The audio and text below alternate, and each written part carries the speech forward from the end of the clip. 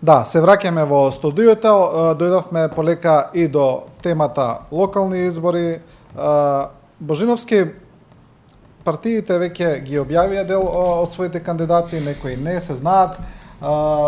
Интересен, најголемо внимание во јавноста предизвика потегот на министер Таравари, кој рече дека ќе се кандидира за градоначалник на Гостивар, но токму неговиот потег отвара низа прашања поврзани со делувањето на политичките партии на локално ниво, и тоа е еден пример кој се чини дека ќе се преслика и во многу други општини.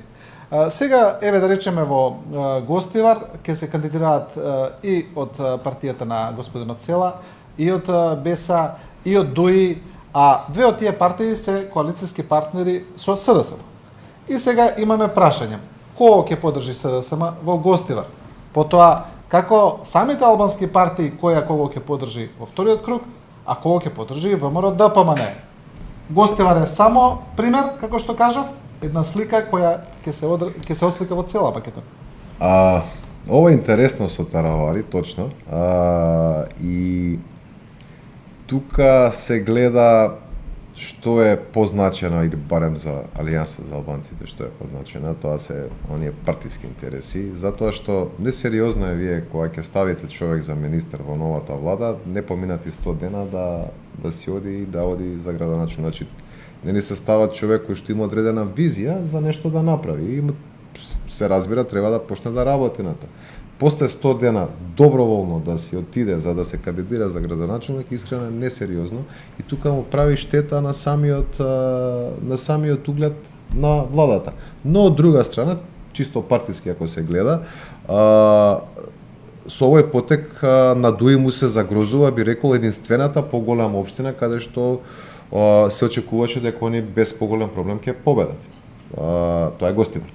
Значи, ќе биде многу опасно во Тетово, ќе биде многу опасно во Чаир, ќе се водат големи битки. Гостивар беше некако, би рекол, најсигурната општина кај што ДУИ се очекуваше да го задржи градоначалничкото место. Но сега со овој потек од нивниот коалиционен партнер, едноставно и тука се измеша картите. И искрено, овие избори ќе одлучат исто така и за самиот легитимитет на политичките партии, значи за нивната политичка моќ, во однос на тоа за предвремени избори. Ја верувам дека предвремени избори ќе има. Не верувам, мислам, со 62 пратеници влада пред која што стојат многу искушенија, особено што имате два коалициони партнери кои што се борат помеѓу себе, како што го гледаме тоа и на овој пример токму со Гостивар. Мислам дека овие избори партиите ќе се обидат да си ги подобрат своите позиции за некои предвремени избори. Сега, кога ќе бидат, како ќе бидат, не можеме да прогнозираме, да кажеме ќе бидат, не знам, следната година во првата половина или ќе бидат во втората половина, но јас мислам дека предвремени избори ќе има. Од локалните избори зависи и самата екипираност на партиите, односно нивните стартни позиции за тие избори, и затоа и се исклучително значени овие избори. Затоа и самите партии им поставуваат, посветуваат толкаво внимание на овие избори, и особено ќе биде интересно, секогаш интересно кај ВМРО и кај СДСМ, но особено ќе биде интересно кај етничките албански партии, бидејќи тука ги имаме БЕСА како нова партија која што се бори за позиција, имаме ДУИ како најголема партија која што се обидува да ја задржи таа позиција, многу големо прашање дали ќе успее да задржи.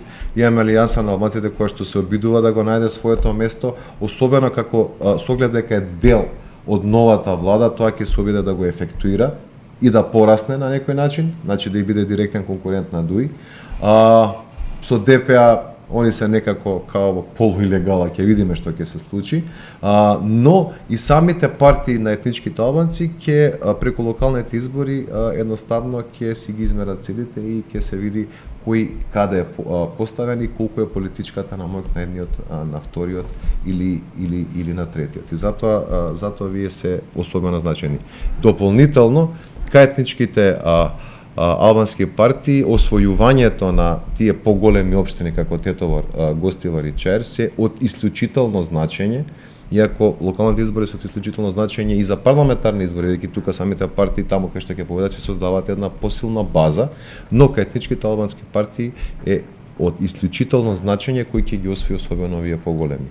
Ако ДПА успееше да победи во Тетово и НДП во Гостивар 2013, а за тоа има наистина добри шанси. Тука мислам дека ВМРО-ДПМН најмногу му помогна на ДУИ, тогашниот коалиционен партнер, сосема поинакви ќе беа политичките сили во изминативе 4 години. Да. Така да, затоа велам, значи, локалните избори се значени за локалните заедници, кандидатите се од исклучително значење, значи, затоа и послабо се објавуваат, значи, сега само видовме дека тргна со една така објава на повеќе кандидати, па потоа се застана, ВМРО-ДПМН излезе со една, па сега со втора објава.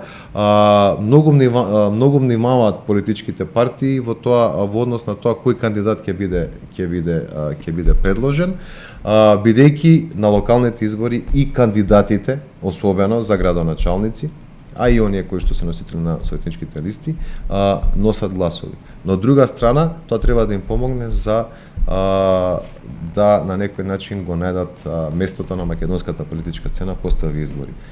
Се уште е нејасна состојбата, така е од 11 декември со оглед на изборните резултати и сега се очекува со овие локални избори малку да биде појасно.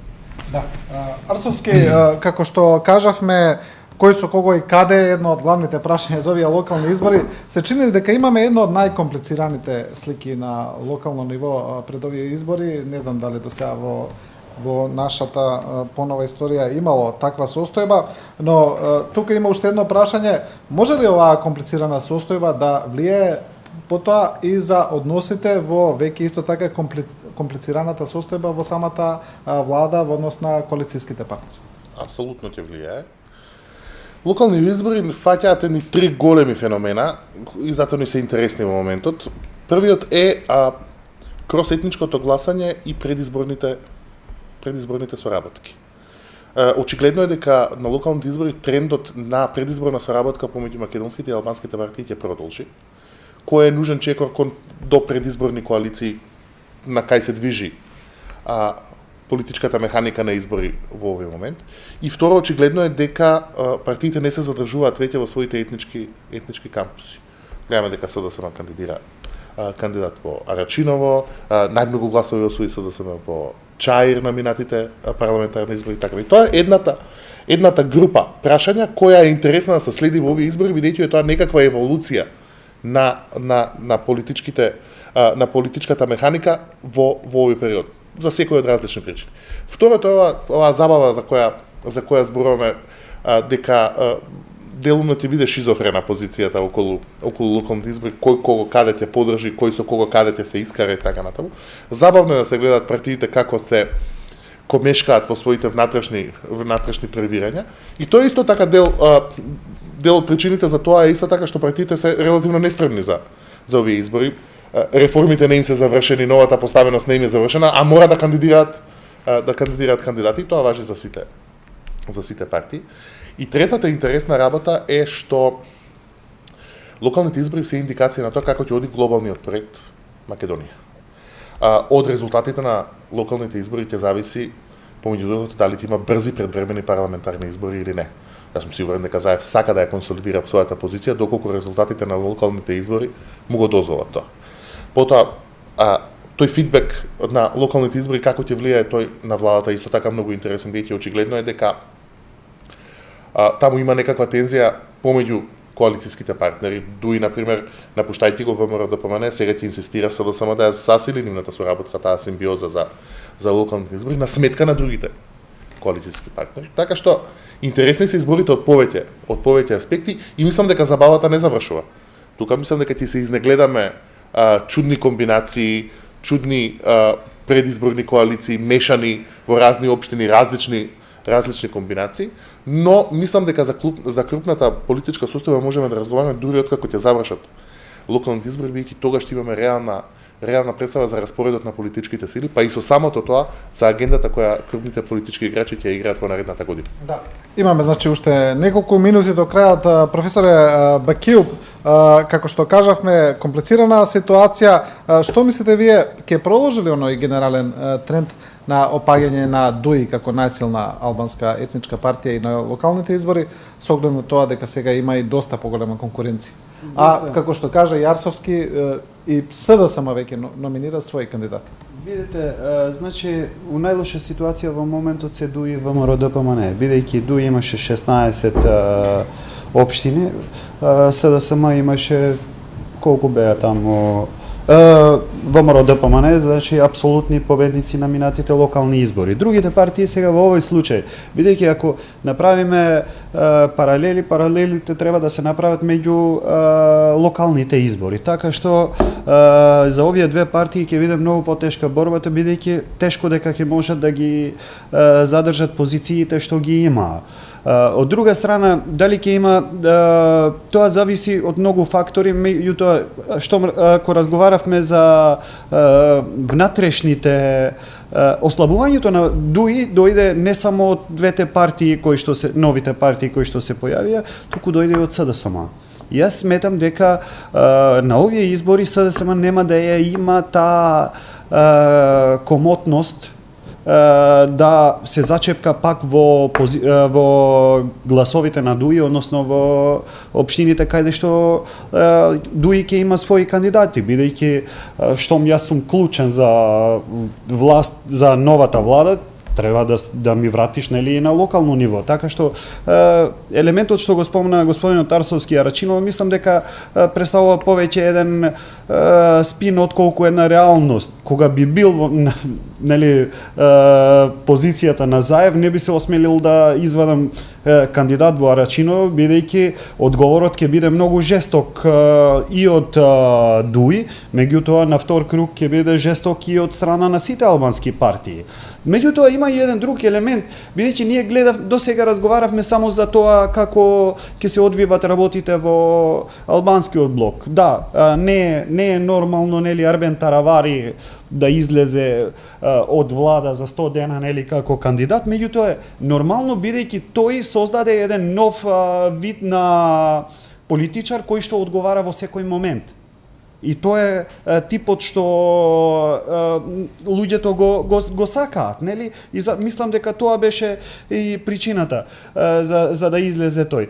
Во албанските општини ќе се изначудиме какви коалиции, односно неформални коалиции ќе има. Меѓутоа многу е интересно да видиме како ќе се одвиваат работите за град Скопје, за Куманово, за Битола и за Охрид. Да. Каде што албанските гласови ќе пресудуваат во конечниот резултат. Значи, немаме само проблем. Меѓутоа, сега тие калкулации како ќе бидат направени. Видете, СДСМ има коалиција со ДУИ, со двете помали партии, односно алијанса кои што беа во алијансата, но друг е проблемот. СДСМ водеше жестоки протести заедно со дали поединци или како да ги наречам со група кои што се многу активни во Беса. И веќе тие врски на соработки се создадени. Така мислам дека ќе има прилично комплицирана ситуација, не очекуваат интересни избори, ние можеме не може да извинете, не може сега да коалицирате со Беса и се.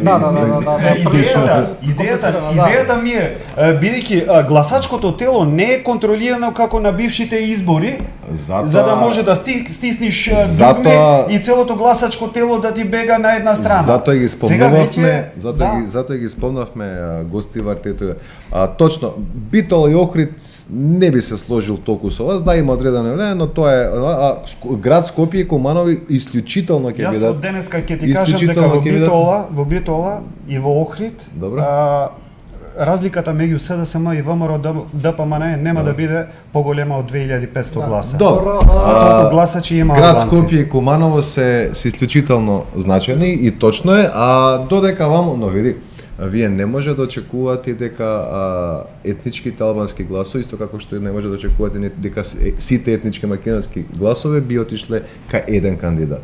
Во Гостивар, дали сите македонски гласови ќе отидат кај Таравари или кај Бета? Не. Така да, За жал, значи ни Да. истече времето, ние ќе го продолжиме сега разговорот вон камерите. Вас, почитувани гледачи, ви благодариме на вниманието. Гледавте уште една анализа на телевизија 24 и останете со нашата програма.